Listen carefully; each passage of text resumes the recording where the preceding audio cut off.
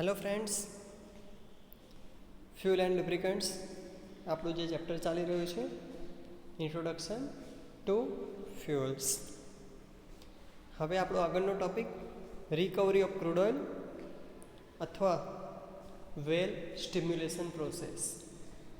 એટલે કે અત્યાર સુધી આપણે ઇન્વેસ્ટિગેશન જોઈ લીધું હતું કે ક્રૂડ ઓઇલનું ઇન્વેસ્ટિગેશન કેવી રીતે થાય છે. બીજું આપણે તેની ડ્રિલિંગ મેથડ જોઈ. હવે આપણો આગળનો મુદ્દો છે કે ક્રૂડ ઓઇલને જમીનમાંથી બહાર કેવી રીતે કાઢવામાં આવે છે. How to lift up crude oil from the oil well. તો હવે તેના વિશે આપણે સમજીએ. અહીંયા ઓઇલ વેલ બતાવવામાં આવી છે કે જે તમે જોઈ હશે. આપણે કલોલથી સિદ્ધપુર સુધીના રૂટ ઉપર પણ આપણને ઘણી બધી જગ્યાએ ઓઇલ વેલ જોવા મળે છે અને કલોલ પર તો ઓઇલ વેલનું સ્ટોરેજનું ઘણું મોટું ઓએનજીસીનું પોર્ટ છે.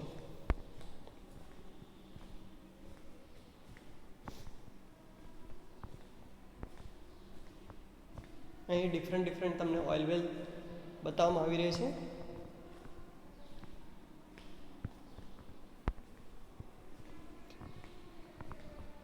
ઓઇલ વેલ માટેના ડ્રિલિંગનું કાર્ય ચાલી રહ્યું છે. અહીં આ બધા પિક્સ તમને એની માટે બતાવવામાં આવી રહ્યા છે કારણ કે પિક્સ દ્વારા તમે ઇઝીલી સમજી શકશો કે શું કાર્ય થઈ રહ્યું છે.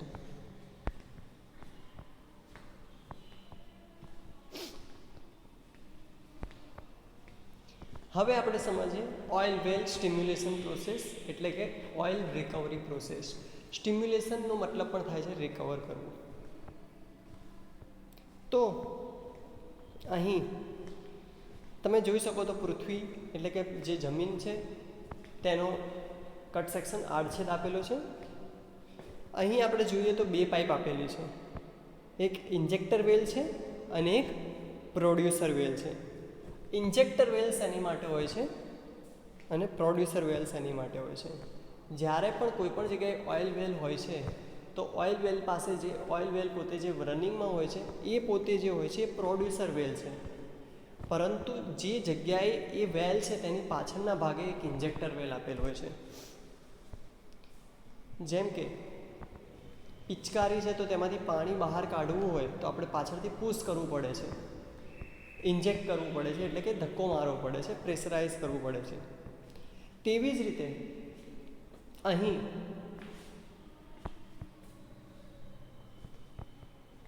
એક જગ્યાએથી ઇન્જેક્ટ કરવામાં આવે છે એટલે કે કંઈક એવા ફ્લુઇડ છે, કંઈક એવા સોર્સ છે કે જેને ઇન્જેક્ટ કરવામાં આવે છે જેના કારણે પૃથ્વીની અંદર જે જગ્યાએ ક્રૂડ ઓઇલ છે તે જગ્યાએ પ્રેશર ક્રિએટ થાય છે અને પ્રેશર ક્રિએટ થવાને કારણે બીજી પાઇપમાંથી પ્રોડ્યુસર વેલ મારફતે તે ક્રૂડ ઓઇલ બહાર આવે છે. એટલે કે અહીંયા આપણે જોઈએ તો અહીંયા ઇન્જેક્ટર વેલ છે તેમાંથી વોટર સપ્લાય કરવામાં આવી રહ્યું છે. હીટેડ વોટર, હોટ વોટર છે ને આપણે કહીએ છીએ. એ હોટ વોટર જે છે એટલે શું થશે કે હોટ વોટર જ્યારે સપ્લાય થશે અંદર એટલે પૃથ્વીના પેટાળની અંદર જે જગ્યાએ ક્રૂડ ઓઇલ છે તેની અંદર ક્રૂડ ઓઇલ ઉપર શું ઉત્પન્ન થશે? દબાણ ઉત્પન્ન થશે. કેમ કે અંદર પાણીનો જથ્થો આવી રહ્યો છે. એટલે ક્રૂડ ઓઇલ શું થશે? ત્યાંથી ક્રૂડ ઓઇલ ઉપર પ્રેશર થવાને કારણે જેમ આપણે 2 સ્ટ્રોક પેટ્રોલ એન્જિનમાં સમજાતા પિસ્ટન પર ડિફ્લેક્ટર જે છે એ ડિફ્લેક્ટર શું કરે છે તો કે જેના કારણે જે એર ફ્યુલનો જે ચાર્જ આવ્યો એને એક્ઝોસ્ટ ગેસીસ પર શું કર્યો તો ધક્કો માર્યો હતો. તેવી જ રીતે અહીં જે હોટ વોટર જે સપ્લાય કરવામાં આવે છે પ્રેશરાઇઝ હોટ વોટર એ ક્રૂડ ઓઇલને ધક્કો મારે છે અને ક્રૂડ ઓઇલને ધક્કો જ મારતા તે પોતે ઓઇલ એન્ડ વોટર બંને ભેગું થઈને પોતે પ્રોડ્યુસર વેલ મારફતે ક્યાં આવે છે? બહાર આવે છે. કારણ કે આની અંદર જે વોટર સપ્લાય કરવામાં આવે છે તે વોટર ઓઇલ સાથે ભેગું થઈ જાય છે જેના કારણે ઓઇલ એન્ડ વોટર આ બંને બહાર આવે છે. આ છે ક્રૂડ ઓઇલ સ્ટિમ્યુલેશન પ્રોસેસ કે જેમાં ક્રૂડ ઓઇલને કેવી રીતે બહાર કાઢવામાં આવે છે. આની અંદર આપણે જોઈએ તો સૌથી પહેલાં ઊભી જે પાઇપ નાખવામાં આવી છે, ઊભું જે ડ્રિલિંગ કરવામાં આવ્યું છે તે આપણે ગયા લેક્ચરમાં સમજી ગયા છીએ કે જે આશરે 6000 ફૂટની ઊંડાઈ સુધી એટલે કે 1800 મીટરની ઊંડાઈ સુધી કરવામાં આવે છે. જ્યારે હોરિઝોન્ટલ ડ્રિલિંગ એટલે કે આડું ડ્રિલ જે કરવામાં આવે છે તે આશરે 10,000 ફૂટ જેટલું કરવામાં આવે છે એટલે કે 5 થી 6 કિલોમીટર સુધી, એટલે કે આપણે એમ કહી શકીએ છીએ કે 5 થી 6 કિલોમીટરના વ્યાસ એટલે કે 3 કિલોમીટરની ત્રિજ્યા સુધીમાં તેનું ડ્રિલિંગ, હોરિઝોન્ટલ ડ્રિલિંગ કરવામાં આવે છે. હવે આ સ્ટિમ્યુલેશન આગળ સમજીએ તો કે types of stimulation of CO crude oil. CO એટલે ક્રૂડ ઓઇલ. કે ટાઈપ્સ કયા કયા છે? તો એનો પ્રાઇમરી રિકવરી એટલે પ્રાથમિક જે સોર્સ છે એ છે નેચરલ ફ્લો અને બીજો છે આર્ટિફિશિયલ ફ્લો. નેચરલ ફ્લો એટલે શું? કે જ્યારે આપણે ડ્રિલિંગ કરતા હોઈએ, કેટલીક જગ્યાએ તમે જોયું હોય કદાચ, અથવા તો ટેલિવિઝનમાં તમે જોયું હોય તો કેટલીક જગ્યાએથી તેલના કૂવા એટલે કે તેલ આમ જમીનમાંથી ઉછળતું બહાર આવે છે. જેમ કે તુલસી શ્યામ છે તો ત્યાં ગરમ પાણીના ઝરા બહાર આવે છે.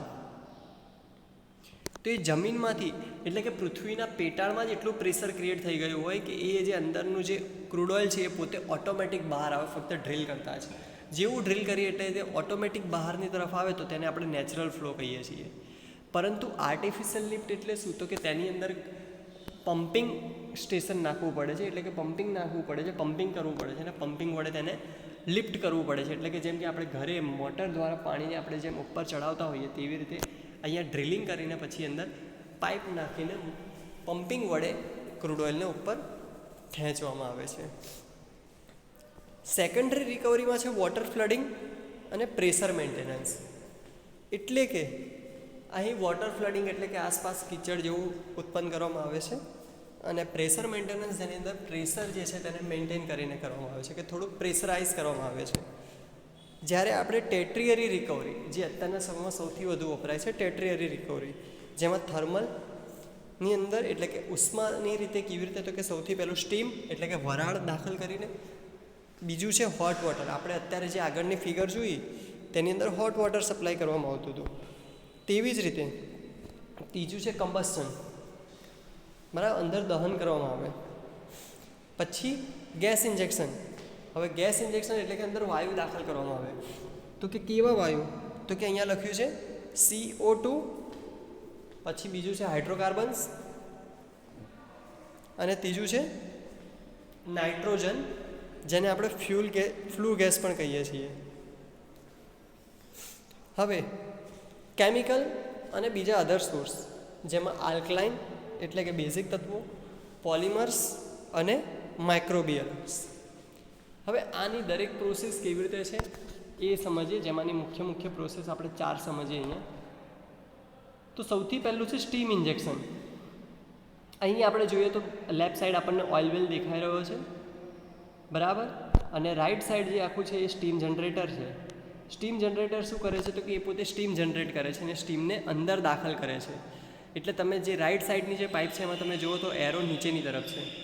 એ જે એરો નીચેની તરફ છે એ શું કરે છે? સ્ટીમને અંદર દાખલ કરે છે. એટલે સ્ટીમ એટલે વરાળ, એટલે પાણીની વરાળ અંદર જનરેટર દ્વારા જે દાખલ થઈ રહી છે અંદર સ્ટીમ જનરેટર વડે, એટલે પ્રેશરાઇઝ સ્ટીમ જે અંદર દાખલ થશે એટલે જે ઓઇલ પ્રોડક્શન જે સેગમેન્ટ છે, જે જગ્યાએ ક્રૂડ ઓઇલ છે ત્યાં દબાણ ઉત્પન્ન થશે અને જે બીજી પાઇપ છે જેમાંથી તેનું લિફ્ટિંગ કરવામાં આવી રહ્યું છે તે જગ્યાએ પાઇપમાંથી એ પોતે ક્રૂડ ઓઇલ ઉપર ખેંચાઈ જશે. આ છે સ્ટીમ ઇન્જેક્શન પ્રોસેસ. તેવી જ રીતે હોટ વોટર ઇન્જેક્શન પ્રોસેસ. હવે હોટ વોટર ઇન્જેક્શન પ્રોસેસ શું છે તેના વિશે સમજીએ. તો કે હોટ વોટર ઇન્જેક્શનની અંદર ગરમ પાણી સપ્લાય કરવામાં આવે છે, પરંતુ ગરમ પાણી જે કરવામાં આવે તેની અંદર સ્ટીમ પણ પોતે ભળેલી જ હોય છે, જેના કારણે આને હોટ વોટર સ્ટીમ ઇન્જેક્શન પણ કહેવામાં આવે છે. આની અંદર પણ પહેલાંની જેમ જ હવે રાઈટ સાઈડ આ બાજુ ઓઇલ વેલ આપેલો છે અને લેફ્ટ સાઈડ ઇન્જેક્શન પોઈન્ટ આપેલો છે. ઇન્જેક્શન પોઈન્ટમાંથી શું કરવામાં આવે? તો કે સ્ટીમ ઇન્જેક્ટ કરવામાં આવે. હવે જ્યારે સ્ટીમ અંદર ઇન્જેક્ટ કરવામાં આવે છે, પરંતુ જેમ જેમ આગળ જાય એમ સ્ટીમ પોતે કન્ડેન્સ થતી જાય. કન્ડેન્સ એટલે ઠંડી પડે, એટલે થોડી ઠંડી પડશે એટલે તેનું શેમાં? હોટ વોટરમાં રૂપાંતર થશે. એટલે steam is converted into a hot water, અને હોટ વોટર પછી ત્યાં અંદર પ્રેશર કરે છે શેની ઉપર? તો કે બ્લેક કલર જે બતાવે છે ક્રૂડ ઓઇલ છે, રેડ કલર શું છે? સ્ટીમ છે, બ્લુ કલર શું છે? હોટ વોટર છે, અને બ્લેક કલર જે છે એ ઓઇલ વોટર છે, એટલે કે ઓઇલ અને વોટર બંને મિક્સ થયેલું છે. એટલે કે જ્યારે અંદર દાખલ કર્યું ત્યારે સ્ટીમ હતી, પરંતુ થોડું આગળ ગયા એટલે તેનું કન્ડેન્સેશન થવાને કારણે ઠંડી પડવાને કારણે તે પોતે હોટ વોટરમાં કન્વર્ટ થઈ ગઈ સ્ટીમ અને ત્યાર પછી તે પોતે ક્રૂડ ઓઇલ સાથે મિક્સ થઈ ગઈ અને પ્રેશરાઇઝ કરીને પોતે ઉપરની તરફ બહાર આવ્યું. આ છે હોટ વોટર ઇન્જેક્શન સિસ્ટમ. ત્રીજી છે CO2 ગેસ ઇન્જેક્શનની અંદર CO2 injection system. CO2 injection સિસ્ટમની અંદર પણ દરેકની અંદર 2 હોલ આપેલા હશે. એક હોલમાંથી લિફ્ટ કરવાનું અને બીજા હોલમાંથી પ્રેશરાઇઝ ઇન્જેક્ટ કરવાનું. હવે આની અંદર શું ઇન્જેક્ટ કરવામાં આવે છે? CO2 ઇન્જેક્ટ કરવામાં આવે છે, જેના કારણે CO2 જે ગેસ છે એ પોતે અંદર જે ક્રૂડ ઓઇલ છે ક્રૂડ ઓઇલને પ્રેશરાઇઝ કરશે. એ પ્રેશરાઇઝ થવાને કારણે તમે જોઈ શકો છો અહીંયા કે CO2 વોટર એ ધીરે ધીરે આગળ વધે છે અને ક્રૂડ ઓઇલ જે છે તેનું ઉપર આપણને રિકવરી મળે છે. હવે આનો એક ફાયદો એ છે CO2નો કે જે ક્રૂડ ઓઇલ છે તેની અંદર વોટર એટલું બધું મિક્સ થતું નથી, જે પહેલાંની જે પ્રોસેસ હતી સ્ટીમ લિફ્ટિંગની એટલે કે સ્ટીમ ઇન્જેક્શનની તેનાથી. આગળની પ્રોસેસ છે nitrogen fuel gas injection. Nitrogen fuel gas injection આની અંદર પણ એવું જ છે, ફક્ત એક રાઈટ સાઈડ જે છે તે ઓઇલ વેલ છે અને લેફ્ટ સાઈડ શું છે તો કે નાઇટ્રોજન ઇન્જેક્ટર છે. જેવો નીચે નાઇટ્રોજનનો સ્લગ એટલે કે નાઇટ્રોજન ગેસને જ્યારે પાસ આઉટ કરવામાં આવે એટલે કે નાઇટ્રોજન જેવું અંદર પાસ આઉટ કરવામાં આવશે એટલે નાઇટ્રોજન અંદર જઈને તે પોતે નાઇટ્રોજન ઠંડો છે, જેના કારણે અંદર જે ક્રૂડ ઓઇલ છે તેનું એટલું બધું હાઈલી બ્લાસ્ટ થવાના ચાન્સીસ નથી રહેતા અહીંયા, એટલે નાઇટ્રોજન પાસ કરવાનું આવે છે. અને કાર્બન ડાયોક્સાઇડમાં પાસ એટલે કરવામાં આવે છે કારણ કે તે પોતે અગ્નિશામક છે.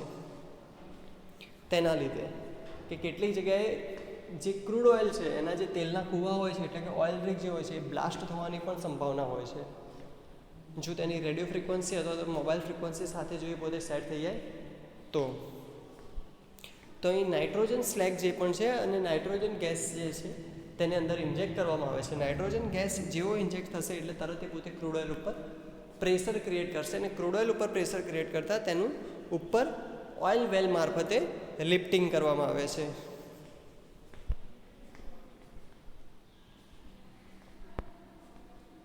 વેલ સ્ટિમ્યુલેશન અત્યાર સુધી આપણે જે સમજાય કે any other fluid is injected in the earth from the nearer to the main oil rig. કે જે મેઇન ઓઇલ રિગ છે એની નજીકથી પૃથ્વીની અંદર એ જમીનની અંદર કોઈ પણ ફ્લુઇડ, જેમ કે અત્યાર સુધી આપણે જોયું નાઇટ્રોજન જોયું, કાર્બન ડાયોક્સાઇડ જોયું, hot water and steam injection, બરાબર. તો આવી રીતના જેટલા પણ છે એ દરેકને કોઈને અંદર દાખલ કરવામાં આવે છે. Pressure is created in the earth crude oil layer. અર્થની અંદર જે ક્રૂડ ઓઇલ લેયર છે ત્યાં પ્રેશર ક્રિએટ થાય છે due to fluid injected in the earth strata. એ જે અર્થનું જે લેયર છે ક્રૂડ ઓઇલ લેયર ત્યાં અંદર શું ક્રિએટ થાય છે? પ્રેશર ક્રિએટ થાય છે. Due to increasing of pressure in the crude oil layer, કે જે અંદર જે પ્રેશર ક્રિએટ થયું crude oil is automatically or by using of pumping, કાં તો ઓટોમેટિકલી બહાર આવી જશે જો અંદર ઇન્ટરનલ પ્રેશર એટલું વધી ગયું હશે તો, otherwise it is pumped by motor or any other mechanical operations lifting from the oil rig hole, અને એને લિફ્ટ કરી દેવામાં આવે છે. એટલે અત્યાર સુધી આપણે હવે શું સમજ્યા તો કે સૌથી પહેલાં ઇન્વેસ્ટિગેશન સમજ્યા હતા કે ક્રૂડ ઓઇલ સંશોધન કેવી રીતે કરવું, બીજું આપણે તેનું ડ્રિલિંગ સમજ્યા, ત્રીજું આપણે તેને ક્રૂડ ઓઇલને બહાર કાઢી લીધું. પરંતુ હજી સુધી આ જે ક્રૂડ ઓઇલ બહાર નીકળ્યું છે તે પોતે કાળા ઘટ્ટ રગડા સ્વરૂપે છે. અને ક્રૂડ ઓઇલના પણ અલગ અલગ પ્રકાર હોઈ શકે. એક કાળા ઘટ્ટ રગડા સ્વરૂપે પણ હોય, આછા છીકણી સ્વરૂપે પણ હોય અને એક સફેદ કલરે પણ હોય.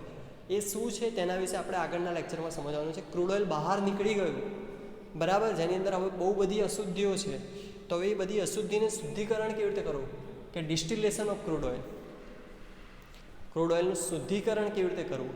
અને ક્રૂડ ઓઇલ હવે આપણે આગળનું જે સમજીએ કે ક્રૂડ ઓઇલ તેના મેઇન સ્ટોરેજ સેન્ટર સુધી કેવી રીતે પહોંચે છે. તો સ્ટોરેજ સેન્ટર સુધી તો તેને પાઇપ થ્રુ પહોંચાડવામાં આવે છે. તો અહીંયા આપણે જોઈએ તો ફરીથી આપણને અર્થ સ્ટ્રેટા બતાવવામાં આવી રહ્યું છે, બરાબર. જે ડ્રિલિંગ પોર્શન છે તેની અંદર એક બાજુથી હીટ ઇન્જેક્ટ કરવામાં આવી રહી છે એટલે કે સ્ટીમ ઇન્જેક્ટ કરવામાં આવી રહી છે અને એક એનો લિફ્ટિંગ પોર્શન છે. પછી ત્યાંથી આપણે જોઈએ તો આ તેની અહીંયાથી સપ્લાય સિસ્ટમ છે કે જે તેના સ્ટોરેજ સુધી જઈ રહી છે. અહીંયા આપણે જોઈએ તો સેન્ટ્રલ પ્રોસેસિંગ ફેસિલિટી, કે જે જગ્યાએ તેનું સ્ટોરેજ સેન્ટર છે. હવે આપણે આગળ સમજીએ. ઇન્ડિયાની અંદર આપણે જેમ પહેલાં ચર્ચા થઈ હતી તેમ બોમ્બે હાઈ મુંબઈ પરથી 70 નોટિકલ માઇલ દૂર અરબ સાગરની અંદર બોમ્બે હાઈ એક બહુ મોટી ઓઇલ રિગ છે. ક્રૂડ ઓઇલનું ટ્રાન્સપોર્ટેશન એટલે કે ક્રૂડ ઓઇલ જે તેના સ્ટોરેજ સેન્ટર સુધી, ફક્ત હજી તો ક્રૂડ ઓઇલની વાત ચાલી રહી છે કે ક્રૂડ ઓઇલ જેને આપણે પેટ્રોલિયમ પણ કહીએ છીએ, કે જેનું ટ્રાન્સપોર્ટેશન તો કે પાઇપ થ્રુ થઈ શકે છે, બીજું શિપ થ્રુ થઈ શકે છે. જેમ કે આપણે ઈરાનથી, આપણે જેમ પહેલા લેક્ચરમાં ચર્ચા થઈ તેમ કે ઈરાનથી આપણે જે ક્રૂડ ઓઇલ મંગાવીએ છીએ તો આપણે જે મંગાવીએ છીએ એ પેટ્રોલ કે ડીઝલ નથી મંગાવતા, આપણે ક્રૂડ ઓઇલ મંગાવીએ છીએ. અને ક્રૂડ ઓઇલનું પછી અહીંયા લાવ્યા પછી તેનું ડિસ્ટિલેશન એટલે કે તેનું શુદ્ધિકરણ કરવામાં આવે છે. એટલે કે શિપ મારફતે four international transport,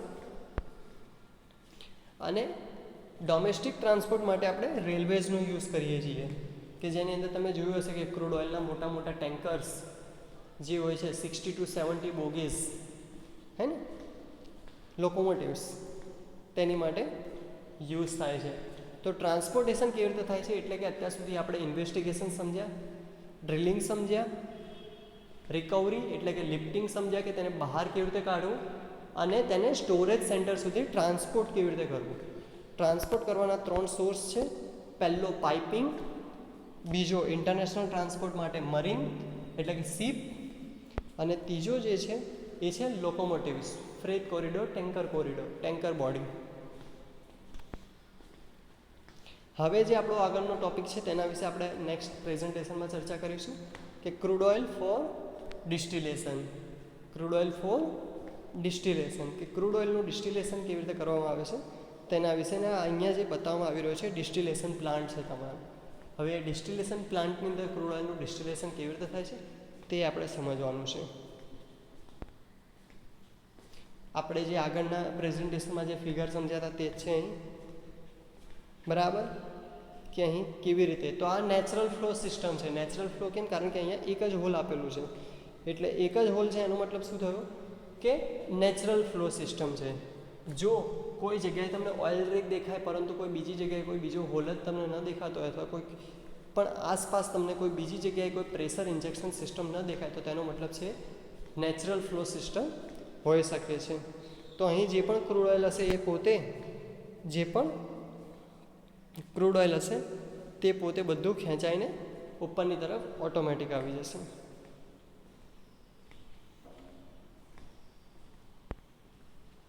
thank you.